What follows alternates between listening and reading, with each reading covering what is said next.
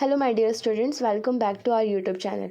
आज इस वीडियो में हम हिस्ट्री ऑफ चाइना को पढ़ेंगे। इसके जितने भी इंपॉर्टेंट क्वेश्चंस हैं जो कि दिसंबर एग्ज़ाम के लिए बहुत इंपॉर्टेंट है, वो हम कवर करने जा रहे हैं। तो प्लीज़ हमारा आप यूट्यूब चैनल सब्सक्राइब कर लें और हमारा टेलीग्राम लिंक भी ज्वाइन कर लें। टेलीग्राम लिंक जो है आपको वो हमारे डिस्क्रिप्शन में मिल जाएगा और आप हमारा वेबसाइट भी मोर इन्फॉर्मेशन के लिए विज़िट कर सकते हैं। ये हमारा वेबसाइट यहाँ पे दे रखा है।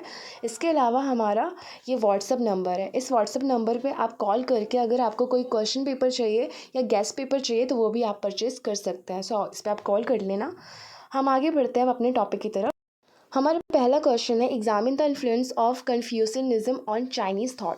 पहला क्वेश्चन हमारा ये है कि कन्फ्यूशनिज्म का चाइना के थॉट पे या फिर चाइना के हिस्ट्री पे क्या इन्फ्लुएंस हुआ। तो हमारा आंसर है कि Confucianism is one of the most important philosophical system in Chinese history. It was founded by Confucius around 500 BCE during a time when China was facing social and political cures. His ideas focused on morality, ethics, family, and social harmony. Over time, Confucianism became a guiding force in Chinese thought, shaping the culture, politics, education, and daily life of the Chinese people. तो यहाँ से हमें ये समझ आता है पहला point कि जो कन्फ्यूशनिज्म है वो एक फ़िलोसफिकल आइडिया है और इसको स्टैब्लिश किया कन्फ्यूशियस ने।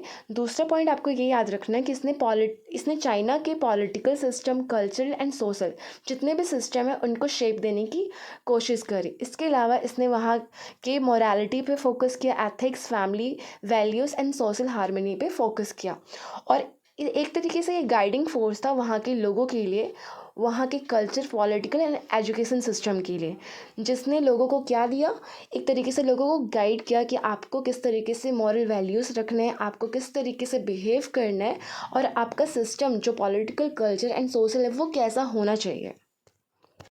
नेक्स्ट है हमारा कन्फ्यूशन आइडियाज़ एंड प्रिंसिपल्स।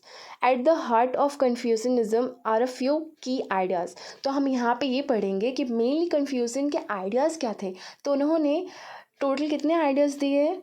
उन्होंने पहला आइडिया दिया है रेन का। रेन क्या हमें बताता है, which means kindness, compassion and humanity. तो रेन हमें बताता है किस तरीके से हमें काइंडनेस दिखाना है, कंपैशन दिखाना है, ह्यूमैनिटी शो करना है। Confucius believe that people should treat other with respect and care. तो कन्फ्यूशियस का ये मानना था कि हमें एक दूसरे के प्रति रिस्पेक्ट, केयर एंड लव जो है वो रखना चाहिए। सेकंड उनका बिलीव था ली में। ली हमें क्या दिखाता है, li refers to proper behaviour, rituals and social norms. ये मेनली फोकस करता है बिहेवियर पे, लोगों के रिचुअल्स एंड सोशल नॉर्म्स पे। Li helps maintain order in society and ensures that people act with respect towards each other. तो li के through ये कन्फ्यूशंस दिखाना चाहते हैं कि सोसाइटी के अंदर रिस्पेक्ट होना चाहिए एक दूसरे के लिए। ठीक है।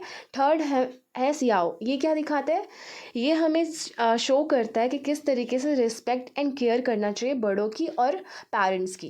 Confucius thought that a strong family is the foundation of a stable society. Finally Confucianism values E, which is rightness and the doing what is the morally right even when it is difficult.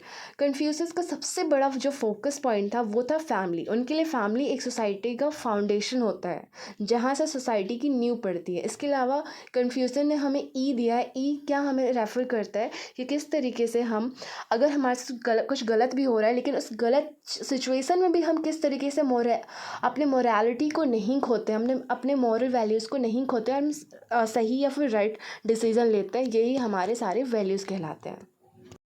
Influence on society, ये next है कि किस तरीके से Confucius ने या फिर उसके थॉट ने सोसाइटी पे इन्फ्लुएंस किया है। तो पहला उनका जो इम्पैक्ट था वो था कि it stressed the importance of relationships such as ruler subject, father son, husband wife, elder younger and friend. मतलब उनका मेन फोकस ये था कि हम एक दूसरे के साथ किस तरीके से रिलेशन बिल्ड करते हैं। जैसे कि राजा का अपने प्रजा के साथ रिलेशन कैसा है, फादर का अपने बेटे के साथ, हस्बैंड वाइफ का कैसा है, एल्डर का यंगर के साथ और फ्रेंड का फ्रेंड के साथ रिलेशन कैसा होना चाहिए वो दिखाने की हमें कोशिश करते हैं।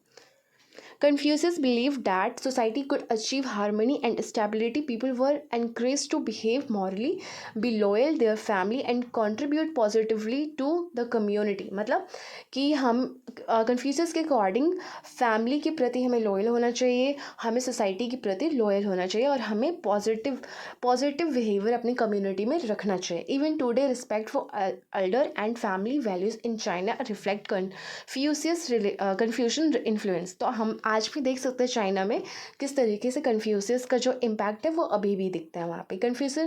Confucianism also shaped the Chinese education system. Confucius believe that education was the key to moral and social development. He increased learning not. समझ आया कि उन्होंने क्या बताया है कि जो कन्फ्यूशनिज्म है या फिर जो उनके थॉट्स है वो वहाँ के एजुकेशन सिस्टम में एक इम्पॉर्टेंट रोल निभाते हैं, जो कि वहाँ के एजुकेशन सिस्टम का एक पिलर है. और कन्फ्यूशियस के अकॉर्डिंग एजुकेशन एक बहुत इम्पॉर्टेंट रोल निभाता है सोसाइटी के डेवलपमेंट में. just for personal gain but to improve society. This idea led to the establishment of schools and the civil service examination system in China. Scholars who passed these exams became government officials, ensuring that the leaders were educated and morally upright. This system lasted for more than 1,000 years and played a huge role in the development of Chinese governance and the culture. इस तरीके से Confucius का जो education system है उसने China के culture में और वहाँ के गवर्नेंस में बहुत इंपॉर्टेंट रोल निभाया है.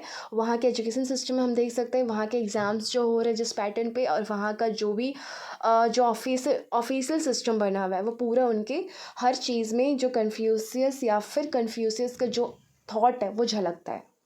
नेक्स्ट है हमारा influence on government and politics. Government politics पे किस तरीके से उनका इम्पैक्ट है. Confucianism influence Chinese politics in many ways. किस तरीके से प्रभावित किया, बहुत सारे तरीक़ों से. Confucius believe that rulers should lead by example, showing virtue and fairness rather than ruling through fear और पनिशमेंट. उनके अकॉर्डिंग राजा को कोई पनिशमेंट या फिर कोई सज़ा नहीं देनी चाहिए बल्कि उनको फेयर रहना चाहिए, उनको वर्च्यू शो करना चाहिए, तब जाके वो एक फेयर या फिर वो अच्छे राजा कहलाएंगे लोगों की नज़र में. A good government according to Confucius would inspire people to act morally and follow laws willingly. समझ आया. अगर एक गुड गवर्नमेंट होगा या फिर ऐसा कोई राजा होगा जो कि फेयरनेस शो कर रहा है तो जो लोग हैं वो अपने आप ही राजा की बात मानेंगे और मॉरलिटी उसके प्रति शो करेंगे. This item become central to the Chinese dynasties where the emperor was seen not just a political leader but as a responsible reflecting Confucian teaching. ठीक है, एक ऐसा राजा होना चाहिए जो कि रिस्पॉन्सिबल भी हो और कन्फ्यूजन आइडिया को शो भी करता हो. नेक्स्ट पॉइंट है हमारा influence on philosophy and culture. इसमें हम ये देखेंगे कि किस तरीके से कन्फ्यूशनिज्म ने जो चाइना की फ़िलासफ़ी और वहाँ का जो कल्चर है उसको शेप किया है. वहाँ के एथिकल बिहेवियर, मॉरल जो ड्यूटीज़ है, यहाँ तक कि सोसाइटी में जो हारमनी है वो किस तरीके से रहे, वो सारे वहाँ के जितने भी डायोज़म है, बुद्धिज़्म है, उन सबको भी शेप देने की कोशिश करी है. कन्फ्यूशियस या फिर कन्फ्यूशन का जो वैल्यूज़ है वो हमें वहाँ के लिटरेचर में, आर्ट में और वहाँ के डेली लाइफ के जो प्रैक्टिसेस हैं उनमें नज़र आते हैं. इसके अलावा वहाँ की पोइट्री, हिस्टोरिकल जो राइटिंग्स है उनमें भी हमें देखने को मिलता है. कंक्लूजन में हम ये बता सकते हैं कि किस तरीके से जो ये कन्फ्यूशियस है और उनकी जो आइडियोलॉजी है उसने वहाँ के लाइफस्टाइल को, वहाँ के मोरालिटी, फैमिली वैल्यूज़ और एजुकेशन सिस्टम, यहाँ तक कि गवर्नमेंट एंड सोशल जो रिलेशनशिप्स हैं उनको भी शेप करने की कोशिश करी है. तो आप ये लिख देना. Next question examines also economic conditions of China in the late 19th century. हमें यहाँ पे डिस्कस करना है कि 19th सेंचुरी के टाइम में जो चाइना का सोशियो और इकोनॉमिक जो कंडीशन है वो किस तरीके से था. तो the late 19th century was a period of great difficulty and challenge and change for China. During this time the country faced internal problem, foreign aggression and economic challenges. These factors together created a situation of social and economic instability. इस तरीके से हम देखें तो 19th century में China में कई तरीके के प्रॉब्लम चल रहे थे जिनको हम बोल सकते हैं इंटरनल प्रॉब्लम। इसके अलावा एक्सटर्नल प्रॉब्लम जैसे कि फॉरेन एग्रेशंस एंड इकोनॉमिक जो चैलेंजेस थे वो भी उनको देखने के लिए मिल रहे थे। तो हम पहला डिस्कस करते हैं कि वहाँ की इकोनॉमिक कंडीशंस उस टाइम कैसी थी। The economy of China in the late 19th century was primarily agricultural. Most people lived in villages and depended on farming of their livelihood. The main crops were rice, wheat, and millet.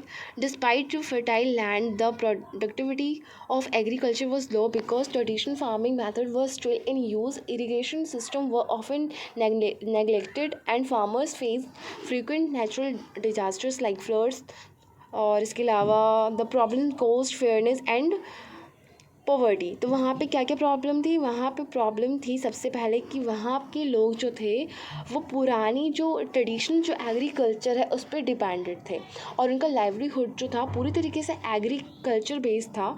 और वो crop तो करते थे, crop में वो rice, wheat and millet उगाते थे, लेकिन उनकी प्रोडक्टिविटी थी वो बहुत ज़्यादा कम थी क्योंकि जो उनके मैथड थे, जो उनके इक्विपमेंट थे वो बहुत ज़्यादा पुराने थे।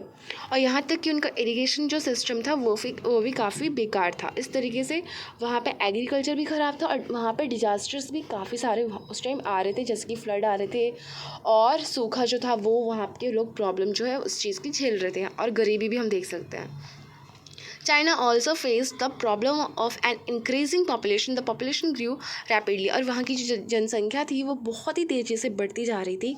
Food supply and the land available for farming did not increase at the same rate. वहाँ की जनसंख्या तो बढ़ रही थी लेकिन वहाँ की जो फार्मिंग थी, जो एग्रीकल्चर था, जो कि होना चाहिए लोगों की पॉपुलेशन के अकॉर्डिंग, वो नहीं बढ़ रही थी। वहाँ के फूड जो था लोगों के लिए सफिशिएंट नहीं हो रहा था। This led the land fragmentations where farmers had to work on smaller plots, reducing their income and worsening poverty. इस तरीके से वहाँ के लोगों में जो गरीबी थी वो बढ़ गई क्योंकि उनके लैंड जो थे वो काफ़ी ज़्यादा छोटे होते जा रहे थे। उनको छोटे स्मॉलर लैंड्स पे अपने काम करने पड़ते थे, खेती करने पड़ते थे। चाइना की जो सोसाइटी थी वो पूरी तरीके से जो कन्फ्यूशियस है उसके आइडियोलॉजी पे बेस्ड थे। तो वो जो कन्फ्यूशियस है उनका मेन जो गोल था वो एग्रीकल्चर था और इस तरीके से लॉयल्टी को ज़्यादा इम्पोर्टेंस देते थे रैदर देन कॉमर्स और ट्रेड को। इस तरीके से हम अगर देखें तो वहाँ की जो चाइना की जो सोसाइटी थी वहाँ पे पॉवर्टी, फेमाइन, हाई टैक्सेस ये सारे रीजन्स तो थे। इसके अलावा वहाँ पे बहुत सारे रिबेलियन जो थे वो भी जो एमर्ज हो रहे थे, जैसे कि वहाँ पे नियान रिबेलियन, टाइपिंग रिबेलियन है, ये सारी चीज़ें भी वहाँ पे देखने के लिए मिल रहे थे जिसकी वजह से वहाँ पे बहुत सारे लोग, मिलियंस ऑफ पीपल जो थे वो किल किए जा रहे थे। इसके अलावा विमेंस को वहाँ पे काफ़ी सारे भेदभाव, यहाँ तक कि बहुत सारे जो ऐसे रिचुअल्स थे उनको फॉलो करने पड़ते थे जिनसे उनका दमन और शोषण होता था। जैसे कि उनके पैरों को ना बाइंड कर देते थे, रस्सी से बांध देते थे ताकि उनका जो पैर है वो सही शेप ले सके, उनका एक स्ट्रक्चर जो है वो मेंटेन हो सके। इस तरीके से विमेन की हालत वहाँ पे थी। नेक्स्ट है कि इम्पैक्ट ऑफ फॉरेन पावर्स पे क्या इम्पैक्ट था वहाँ पे। जो बाहर की कंट्रीज़ थी वो चाइना पे बहुत तरीके से बैन लगा रही थी, बहुत ज़्यादा वो फोर्स डालने की कोशिश कर रहे थे क्योंकि चाइना जो थे वो चाइना ने साइन कर रखा था ट्रेटीज़ पे, क्योंकि वो वॉर जो थी वो हार चुकी थी, लाइक ओपियम वॉर हार चुकी थी, सीनो जापानीज़ वॉर हार चुकी थी। इसकी वजह से जो फॉरेन कंट्रीज़ थे वो चाह रहे थे कि जो चाइना है अपने रास्ते, अपने जो दरवाजा है वो खोल दे फॉरेन कंट्रीज़ के लिए ताकि वो ट्रेड कर पाए। और यहाँ तक कि वो ये भी चाह रहे थे ताकि जो बाहर के जो लोग हैं वो चाइना में आके रह सके, वो भी अपने रूल्स, अपने लॉज के अकॉर्डिंग वो रह सके वहाँ पे। और foreign influence damage traditional industries, और वो जितने भी वहाँ के इंडस्ट्रीज़ थे उसको, उनके जो ट्रेडिशंस थे उसको चेंज करना चाह रहे थे। For example, cheap British textile flooded the Chinese market, putting local weavers and artisans out of business. The economy became dependent on the foreign goods and Chinese industry struggled to develop. यहाँ तक कि वहाँ का जो industry था वो भी ठप हो चुका था। वो लोग टोटली फॉरेन के जो गुड्स थे उसके ऊपर डिपेंड हो गए थे। वहाँ के लोगों की जॉब जा रही थी और उनकी जो इकोनॉमी कंडीशन थी वो बहुत पुअर हो चुकी थी। नेक्स्ट टॉपिक है अटैम्प्ट्स एट रिफॉर्म। ये हमारा नेक्स्ट पॉइंट है। इसमें हम ये देखेंगे कि by the late 19th century some attempts were made to improve China's economy and society. The Qing dynasty जो चाइना की किंग डायनेस्टी थी उसने कुछ रिफॉर्म्स करने की कोशिश करी। उन्होंने वहाँ के आर्मी को और वहाँ की इंडस्ट्रीज़ को डेवलप करने की कोशिश करी और आर्मी को मॉडर्नाइज करने के लिए उन्होंने वेस्टर्न टेक्नोलॉजी को अपनाने की कोशिश करी।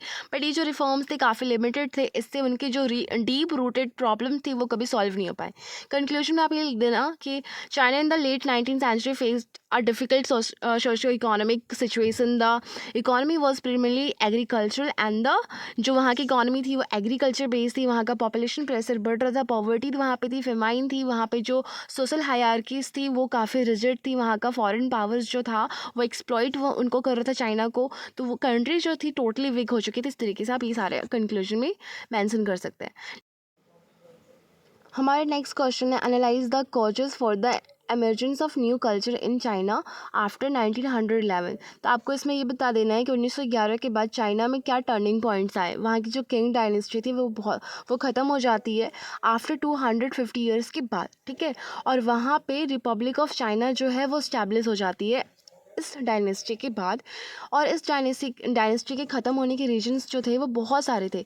सोशल, पॉलिटिकल एंड इंटेलेक्चुअल्स जो थे वो फैक्टर्स कहीं ना कहीं जिम्मेदार थे। तो पहले आपको ये बता देना है यहाँ पे कि fall of the king dynasty, ये इसमें आप ये बताएंगे कि जो किंग डायनेस्टी था वो किस तरीके से फॉल हुआ। तो वो काफ़ी ज़्यादा वीक हो चुका था, करप्ट हो चुका था और 20th सेंचुरी तक आते आते वो काफ़ी पिछड़ चुका था। और लोग जो थे इससे छुटकारा पा रहे थे क्योंकि उनको कुछ नया चाह रहे थे। वो नए रिफॉर्म्स की तलाश कर रहे थे। नेक्स्ट आप बता देना इन्फ्लुएंस ऑफ वेस्टर्न आइडियाज़, कि जो चाइनास के जो लोग थे वो वेस्टर्न आइडियाज़ से इन्फ्लुएंस हो चुके थे। कुछ लोग जो थे वहाँ की जो वेस्टर्न आइडियोलॉजी है वो फॉलो करने की कोशिश कर रहे थे। वहाँ के रैशनल थिंकिंग को, वहाँ के फ्रीडम इक्वालिटी के थिंकिंग एंड थॉट्स को अपनाने की कोशिश कर रहे थे, जिसकी वजह से वहाँ की जो सोसाइटी है वो एजुकेशन में, वहाँ के कल्चर में चेंज आ रही थी। नेक्स्ट आप बता सकते हैं फेलियर ऑफ ट्रेडिशनल कल्चर। इसमें आप ये बता देना कि वहाँ के जो ट्रेडिशनल कल्चर थे वो किस तरीके से फेल हो जाते हैं, क्योंकि वहाँ के जो लोग हैं, वहाँ के हायरार्की सिस्टम और वहाँ के जो सोशल नॉर्म्स जो थे, जो काफ़ी ज़्यादा रिजिड थे, उससे छुटकारा पा रहे थे। वो सारे फेल हो चुके थे और वो नए नए चीज़ें जैसे कि डेमोक्रेसी, इंडिविजुअल राइट्स को लाना चाह रहे थे अपने देश में। नेक्स्ट है rise of the Republican government. वहाँ पे रिपब्लिक गवर्नमेंट जो है 1912 तक आ जाती है और इस तरीके से वहाँ पे एक नई गवर्नमेंट इस्टेब्लिश हो जाती है जो कि है रिपब्लिक ऑफ चाइना। और इस गवर्नमेंट ने वहाँ पे डेमोक्रेसी को, मॉडर्नाइजेशन को इंट्रोड्यूस करने की कोशिश करी, जो कि लोगों के लिए भी, लोगों की थिंकिंग भी यही थी। वो चाह रहे थे कि एजुकेशन सिस्टम, हमारा सोसाइटी जो है वो रीबिल्ड हो और रीथिंकिंग जैसे प्रोसेस स्टार्ट हो। नेक्स्ट है influence of new literature and journalism. वहाँ के जो लोग थे वो मॉडर्न लिटरेचर, न्यूज़पेपर्स और मैगजीन्स को एक इम्पॉर्टेंट रोल या फिर एक इम्पॉर्टेंट की शेपिंग के रूप में देख रहे थे, जो कि उनके देश को बदल के रख सकता था।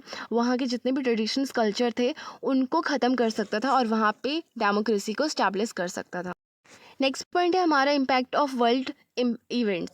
जो वर्ल्ड में इवेंट्स हो रहे थे, लाइक वर्ल्ड वॉर फर्स्ट हो रहा था और चाइना के अंदर इन सारे इवेंट्स के कारण कहीं ना कहीं लोग डिमांड कर रहे थे कि हमारे देश में भी मॉडर्नाइजेशन हो, एजुकेशन सिस्टम जो हमारा, जो पहले पुराने नॉर्म्स पे बेस्ड है उसको ठीक किया जाए, हमारे देश में साइंस, टेक्नोलॉजी और कल्चर को रीबिल्ड किया जाए।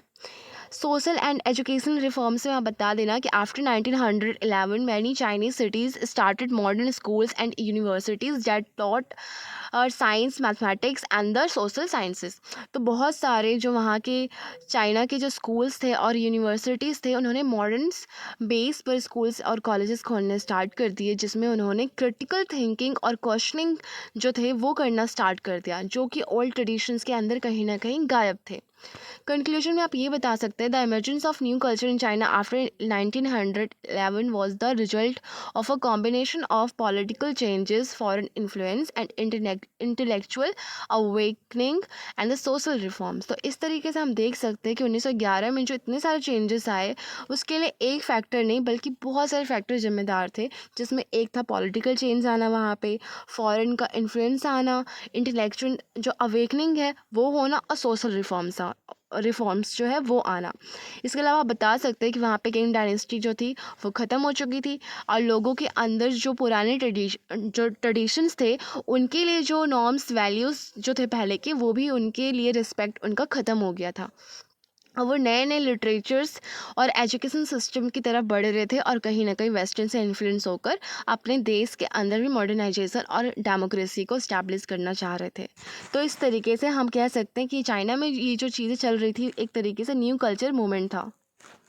नेक्स्ट क्वेश्चन है write an essay on the development of Chinese nationalism.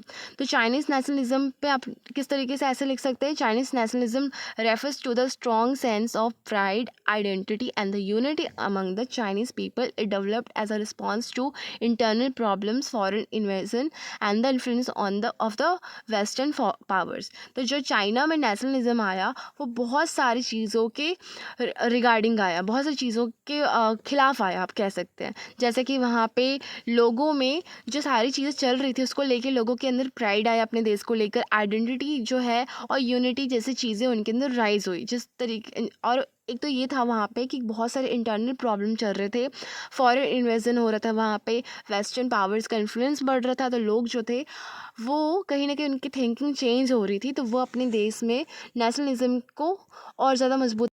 जो हमने ऊपर पॉइंट पढ़े थे इम्पैक्ट ऑफ वेस्टर्न इम्पीरियलिज्म, वो आप यहाँ पे मेंशन कर देना कि जो फॉरेन कंट्रीज़ था उनका इम्पैक्ट पड़ रहा था, क्योंकि जो ट्रीटीज़ हो चुकी थी वो कहीं ना कहीं अनइक्वल ट्रीटीज़ हुई थी और उसकी वजह से चाइना को बहुत सारी चीज़ें झेलनी पड़ रही थी, उसके ऊपर प्रेशर बनाया जा रहा था और उसके ऊपर बहुत सारे फोर्स जो थे वो लगाए जा रहे थे। नेक्स्ट है decline of the king dynasty. तो किंग डायनेस्टी ख़त्म कैसे हुई थी ये भी आपको पता है कि जो किंग डायनेस्टी थी वो बहुत ज़्यादा करप्ट हो चुकी थी, देश के अंदर ही उसके खिलाफ रिबेलियन स्टार्ट हो चुका था और उनके जो नॉर्म्स थे वो काफ़ी पुराने थे। इसकी वजह से जो डायनेस्टी थी वो पूरी तरीके से वीक हो गई। इन द लास्ट में वो क्या हुआ, इन द एंड वो ख़त्म हो जाती है। नेक्स्ट है रोल ऑफ रिफॉर्म मूवमेंट्स। तो वहाँ पे बहुत सारे रिफॉर्म मूवमेंट्स होते हैं जिसने चाइना के नेशनलिज्म को शेप करने की कोशिश करी। वहाँ के लोग जो थे वो अपने मूवमेंट को स्ट्रेंथ करते हैं और वेस्टर्न टेक्नोलॉजी को, वेस्टर्न आइडियाज़ को अपनाते हैं, जिसकी वजह से वहाँ की कंट्री जो है इंस्पायर्ड होती है। The influence of revolutionary ideas. अब नेक्स्ट क्या है कि वहाँ पे बहुत सारे रिवॉल्यूशनरी जो लीडर्स थे वो एमर्ज हो जाते हैं और वो नेशनलिज्म की थियोरी को आगे बढ़ाते हैं। उनमें से एक थे सुन यात सेन, ठीक है, इनको हम बोलते हैं फादर ऑफ मॉडर्न चाइना, जो बहुत इंपॉर्टेंट है। और इन्होंने वहाँ पे आइडिया प्रमोट किया, Republic and the three principles of the people. ये आइडिया उन्होंने दिया नेशनलिज्म को आगे ले जाने के लिए। इसके अलावा डेमोक्रेसी, लाइवलीहुड पे भी फोकस किया इन्होंने, तो आप ये लिख देना। और इन्होंने ज़्यादातर किंग डायनेस्टी के खिलाफ आवाज़ उठाई और लोगों को इकट्ठा किया उनके खिलाफ बोलने के लिए। नेक्स्ट है cultural awakening and intellectual movement. तो कल्चरल अवेकनिंग अभी मैंने पढ़ा है आपको कि एक टर्निंग पॉइंट था चाइना में, क्योंकि वो वेस्टर्न से इन्फ्लुएंस हो रहे थे। वहाँ पे वो राइटिंग्स पढ़ रहे थे, पोएम्स पढ़ रहे थे, हिस्ट्री पढ़ रहे थे, जो कहीं ना कहीं उनकी जो थिंकिंग थी उसको बदल रहा था और वो साइंटिफिक थिंकिंग की तरफ जा रहे थे। कंक्लूजन में आप बता देना कि the development of Chinese nationalism was a long and complex process influenced by foreign invasion, internal decline and reforms and the revolutionary ideas. तो ये जो वहाँ पे नेशनलिज्म आया वो एकदम से नहीं आया, उसके पीछे बहुत सारे कारण थे जो हमने पढ़ लिया, उसको आप कंक्लूजन में दिखा सकते हैं। इस तरीके से हमारे टॉपिक ख़त्म होता है। So thank you so much.